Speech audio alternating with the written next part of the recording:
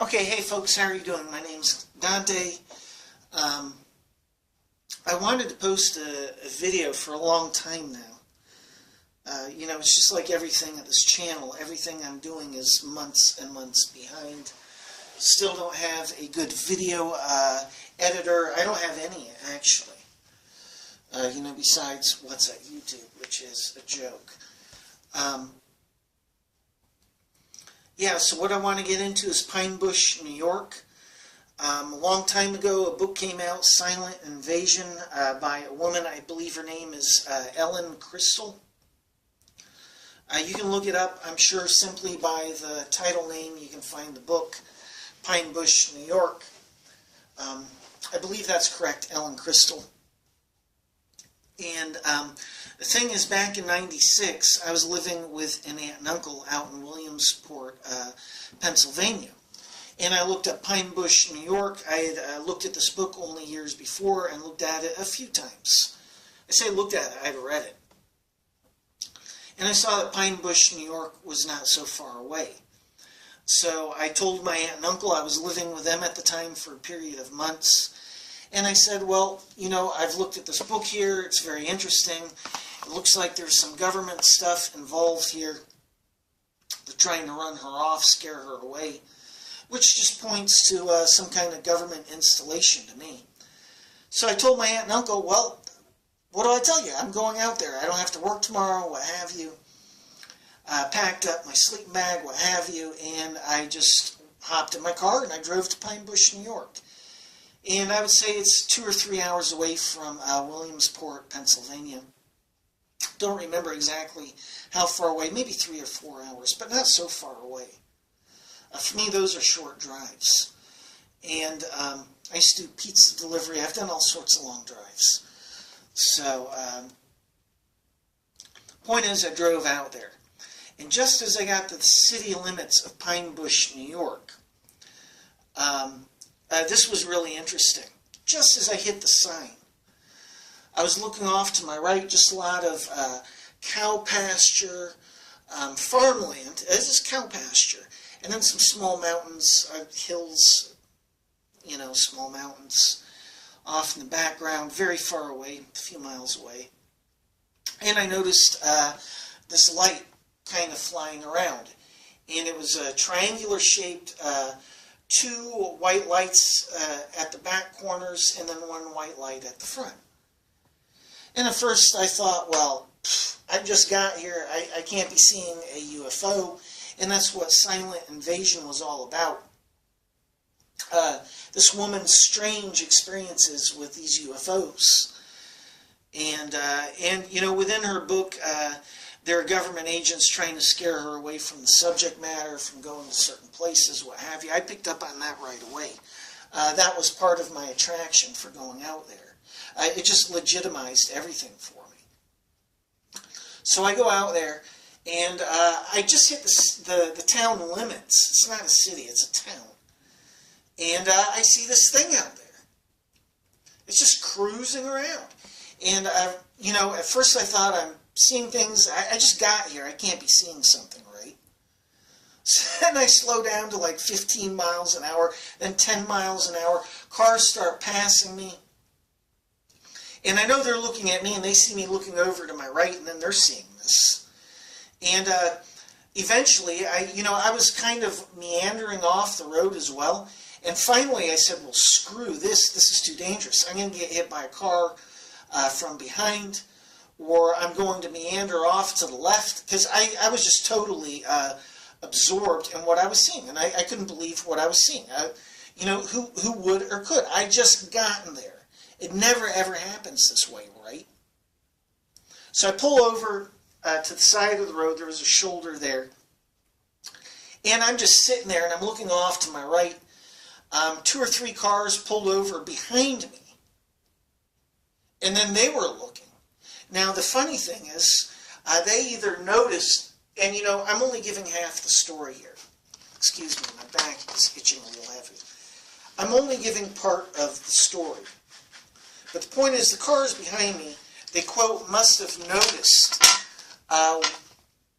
these lights as well. They saw my car there. Maybe they're familiar with the town, and they'd seen things as well. They're like, oh, somebody's pulled over. They're looking at the lights. We're going to pull over. But the point is, 2 or 3 cars pulled over behind me. And, of course, we're all looking at this light there.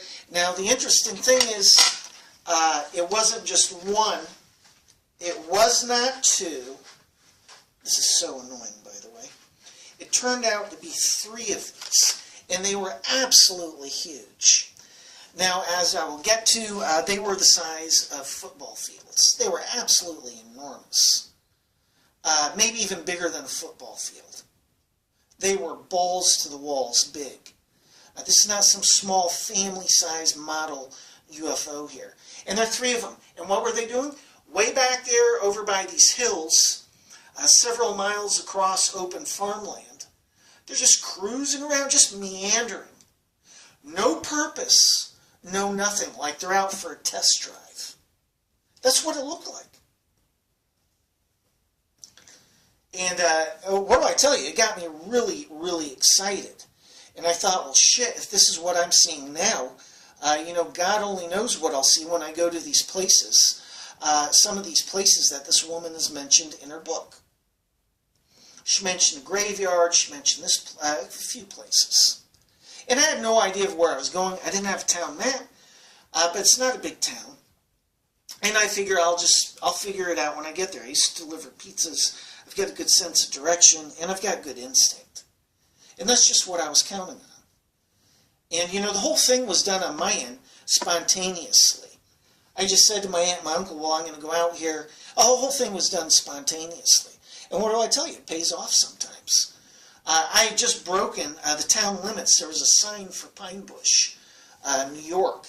And then I'm seeing these things. I've got 2, 3 cars pulled over behind me. Might have even been 3 or 4. The point is, it was multiple cars. And you could say, well, how many was it? Well, I don't remember anymore. But I remember it was multiple. I remember the important point. So I drive into town. If I remember right, I hung a left. And I finally get out to this place where there's a crossroads, an intersection. It's way out in the country, and there was a bar there. So I pull over into the parking lot of the bar. Now the bar is sitting at the back of the parking lot. There were, I think, 5 cars there. There was a Pontiac. There was a pickup truck with a gun rack, if I remember right. I certainly remember a pickup truck. And then there were 3 other cars there, I believe. Could be off my number, but I don't think so. That's rather the point. My memory's still good after all these years. Now, the interesting thing is, I pulled into this parking lot where this bar is. And, it's a small place. There can only be so many bars. And, at a crossroads out in the countryside, how many can there be? If you're from Pine Bush, New York, I imagine you know exactly where I'm speaking of. Now, there was this road here, and I'm sitting there, I turn around, so here's the road, here's the other road, and then across the street, across this road is cow pasture, and there are woods going all around it. But then there is this UFO all over again. Triangular shaped light at the front, 2 at the back. At each corner is a big, big white light. And this thing, I measure it in terms of telephone poles, because that way I'm more accurate. This thing was literally about 3 or 4 telephone poles above the ground at the far right, right where the woods meets the cow pasture. And it was just hovering there, just sitting there. And I immediately thought, I turned and looked behind me to the bar, and I was thinking I'd go run in there and say, you got to come out and look at this. There's this big UFO out here. It's just enormous, the size of a football field at least. And football field's pretty accurate, by the way. Absolutely enormous. I thought about running inside and saying, you got to come out and take a look at this. And then I stopped myself, and that's when I noticed how many cars there were. I was making observations. There was a Pontiac, I remember that, 4-door Pontiac, because it reminded me of the kind of cars my cousins use and my aunts and uncles out in Pennsylvania. And because I got a lot of family that lives up in the mountains of Pennsylvania, right near the New York border. and there was a pickup truck there. I remember that clearly. I decided not to, and then the lights began to dim and then go on. And when the lights would go off and then on, I'd feel a pulse. Literally, I felt a pulse in my head. A whoom, whoom. And I could feel it like a hum, a pulse in my head. And I was noting all of this. I was being very objective about this. And the point is, I do research here, folks. I'm not some secondhand subject giving you the information. This is all real and true. There are things I could say about the cars behind me, which I'm leaving out here. But I am not the only witness to this event. I don't begin to be. And I went out here because of this woman's book. And I was trying to verify what she had written. And of course, I believed it to begin with, and I could smell some government stink agents within her book. So anyhow, the thing is, this craft from my right-hand side starts to slowly move this way. Now, you have to understand, I'm at a crossroads. It's over here to my right. It's going over this open cow pasture right along the border of the woods where the woods and the cow pasture meet. And I realize it's going to cross this road here. So I watch it go across, and I'm thinking, well, if I start going now, and I go here onto this road here, and start going through the woods, because this road went through the woods, that'll put me directly under the craft. So what did I do? That's exactly what I did. Now, I get in there, and I'm on this road, and I'm going very slowly, once again about 10-15 miles an hour. And I'm figuring, of course, I'm going to see the lights. This thing's going to be directly overhead. I'm waiting to make observations. I was going slow enough. I might even, in fact, I know I did. At one point, I must have slowed down to about 5 miles an hour. And I kept expecting these lights. And guess what? They weren't above me. It's coming, what do I tell you? It was enormous. Should have seen something. So then I'm driving, and I'm down to about 5 miles an hour. I'm literally sticking my head out of the window while I'm driving on this little tiny road through the woods. The canopy from left to right is just barely covering up above me. Point is, it wasn't really thick. You can see the sky above. I should have seen it. And I didn't. I did not see it. And then my first thinking is, well, I'm not seeing it ahead of me. I'm sticking my head out the window. It's not directly above. It's turned invisible. What am I supposed to think? It doesn't act like any known craft that we have, that we, quote, that we have. Maybe American government has it. Sure as hell wasn't a helicopter or airplane. The size alone just ruled that out to begin with. And how it was behaving. It was hovering. Shapes all wrong, you name it. And I just didn't see it. And I was thinking, this ship is screwing around with me. It's playing cat and mouse. So if I remember right, I think I drove down that road more. I might have come back to the intersection and then taken a different road. But the point is, eventually, I ended up in the middle of nowhere. I was lost. I counted my sense of direction, my ability. What do I tell you? I'm just really good at this. I got out in the middle of nowhere, and I was basically lost. I knew I could find my way back. I wasn't worried. My relatives live out in the middle of nowhere, out in the mountains of Pennsylvania, and, eventually you can find your back to civilization. So what do I tell you? And eventually I'm driving down this dirt road, and I see this little house. There's a little hill, just a little hill, maybe 10, 15 feet high. And then there's this nice, charming little house there, looked a little bit like my grandparents' house. That's another thing, very, very bright out. I don't know if it was a full moon, but it was bright out. Very, very bright. And what I do is I stop the car, and I decide to go look up. I go up to the side of this house on the small hill and just look around. Because at that point, I don't know how many minutes I'd been driving. It was the only thing I could think of. And I could see it was clear back behind the house. In other words, there wasn't like a wall of trees behind the house. It was clear. I could see a clear space. So I go up there. There's a small house overlooking a ravine, a canyon, that goes down 100, 150 meters maybe to a creek or river down below. I'm trying to remember if I saw a creek or river, a direct memory, but that's how I remember it. Point is, this house was way up above this small canyon. And, of course it goes down, and then it comes up on the other side. So I'm standing there, and I'm thinking, my God, this is so beautiful. This house, these people, they've got the perfect, just backyard, just absolutely, just, I was thinking, my God, how beautiful is this in the daytime? What a view. And then you know what happens? I'll tell you exactly what happened. From my right, guess what? Comes a triangular craft, slowly, like this, from my right. And when it got about here in my field of vision, I began, after I got past the shock, I'm going through mental notes. And this is so nobody can make an argument that I don't know what I'm talking about.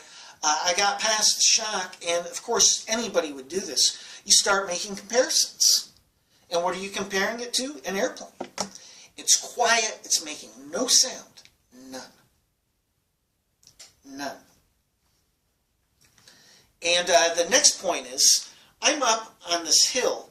It's above this valley, 150 meters above the ground, because it's above this ravine, this small canyon. But from my point of view, it's maybe 6, 7 meters up above me. It's, maybe 50 yards away, but only 5 yards up in terms of height. Maybe more than that. Maybe say 7. But the point is, it wasn't so much higher than I was. No, it definitely was. I'll give it maybe, because I'm just realizing something. Well, not for the first time, but I can see the underside of this craft. But the point is, it was not so far up above me. And I began making mental notes. And the first mental note I made was, well, there are no lights like on an airplane. There are no flashing lights. That was the first mental note I made. And literally, check this one out. Literally, as soon as I made that mental note, do you know what happened? A little single red piddly light in the center of it, came on and began blinking.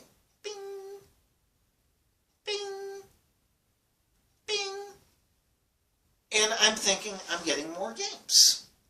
I immediately made a correlation. Well, I just had this thought about the lights, and then all of a sudden this red light comes on.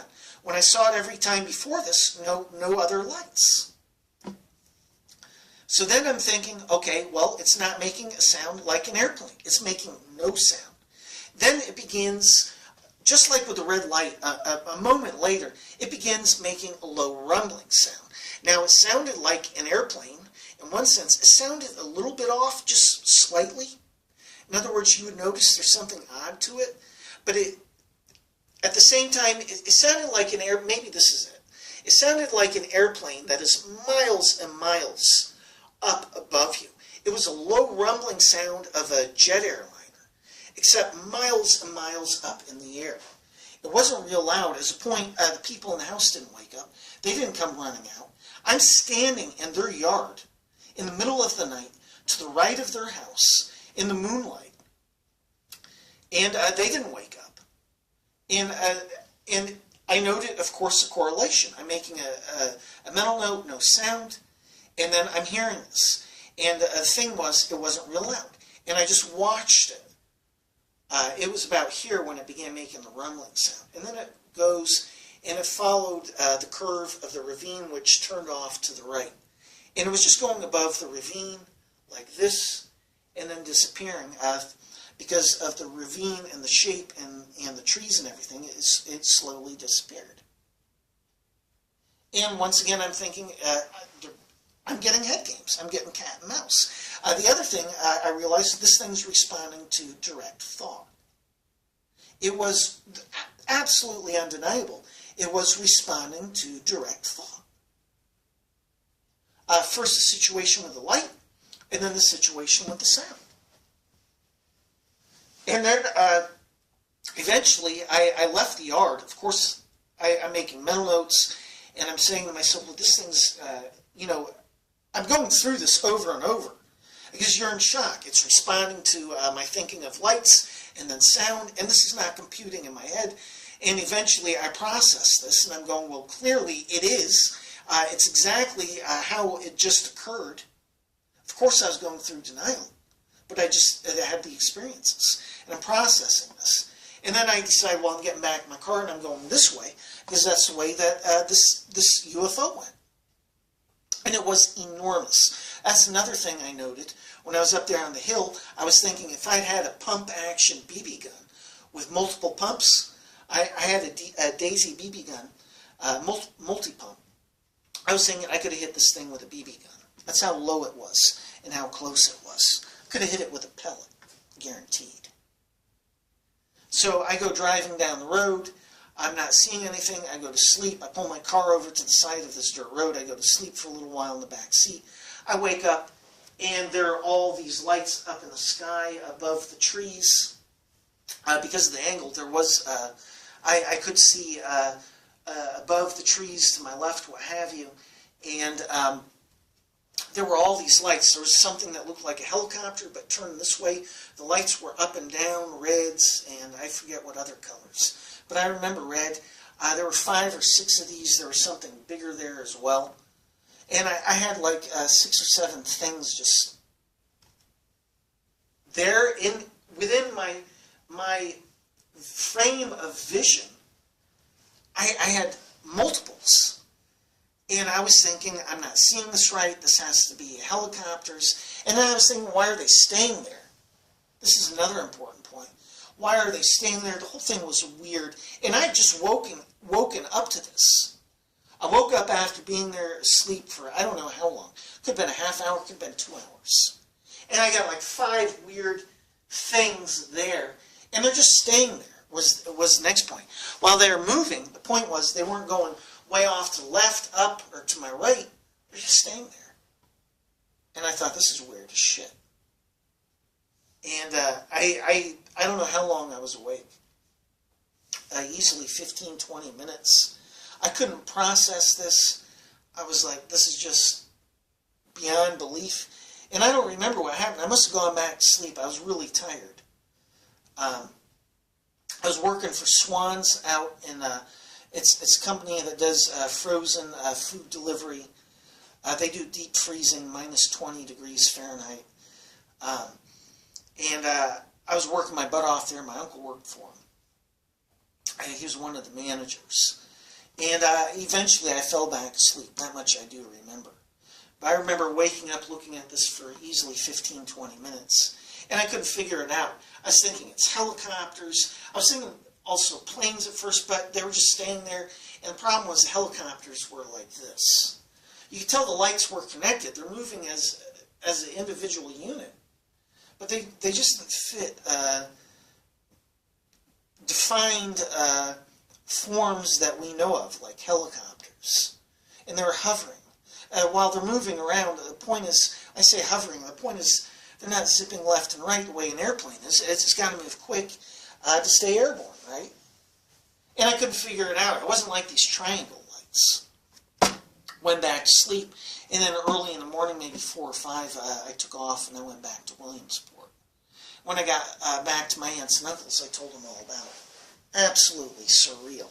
So this woman's book, Silent Invasion Israel, and the conclusion I reached is that the government's, they've got some kind of thing going on out there.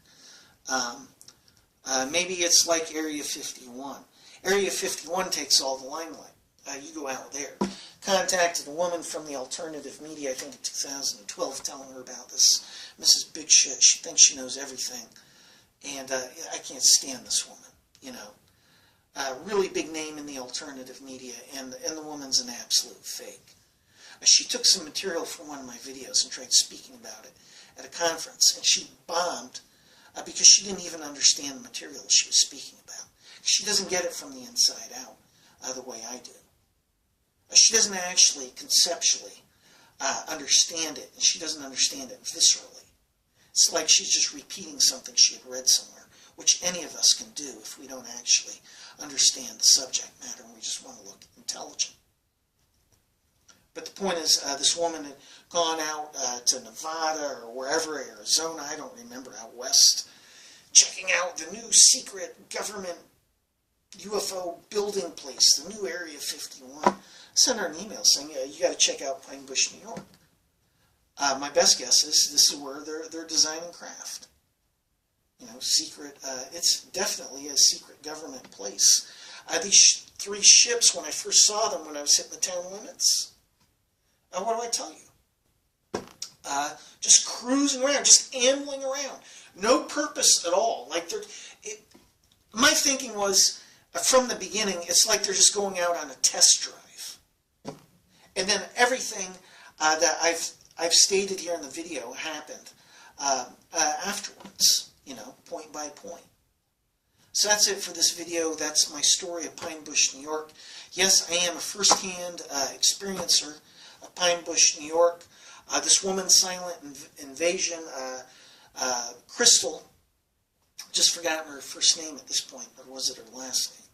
Got a lot of memory problems right now, a lot of weird memory problems. But the point is, her story's real. Her story's true. I would know, I went there. So that's it, folks. I've been wanting to post this for a long time now, so that's it.